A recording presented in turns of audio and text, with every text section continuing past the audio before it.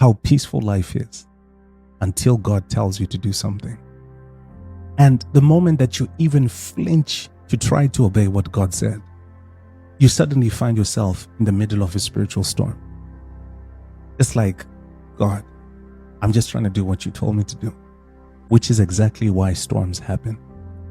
Spiritual storms happen to discourage people from doing what God told them to do. That's what happened to the disciples in Mark chapter 4. At the beginning of the chapter, when the story starts, Jesus gets into one of the fishing boats and he starts to preach to the growing crowds of people. And he did this all day until it was evening.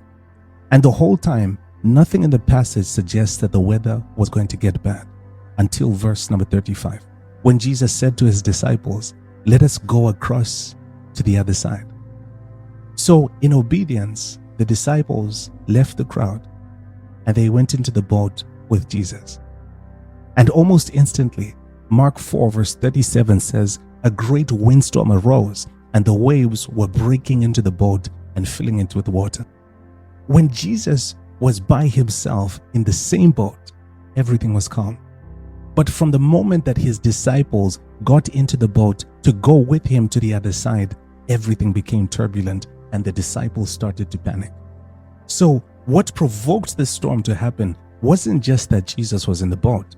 It was that the disciples got into the boat with him, trying to obey what he asked them to do. It is our obedience to God that provokes spiritual storms to happen in our lives.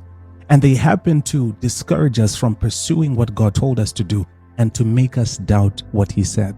In Mark 4 verse 38, the disciples started to doubt Jesus' concern for them when they saw that he was asleep, even though their lives were at risk. And if we're being honest, we've all done this in our own way. But it says that they woke him up and they said to him, "Teacher, do you not care that we are perishing?" So the response that spiritual storms try to induce in you is they try to make you more concerned about the threats that come with being obedient to God, rather than the assurance that God is present with you and he is faithful to perform what he said. That's why when Jesus woke up, he didn't respond to their question, but instead he demonstrated his authority over the storm that threatened them. Then when the wind was silent and the sea was still, he said to them, "Why are you afraid? Do you still have no faith?"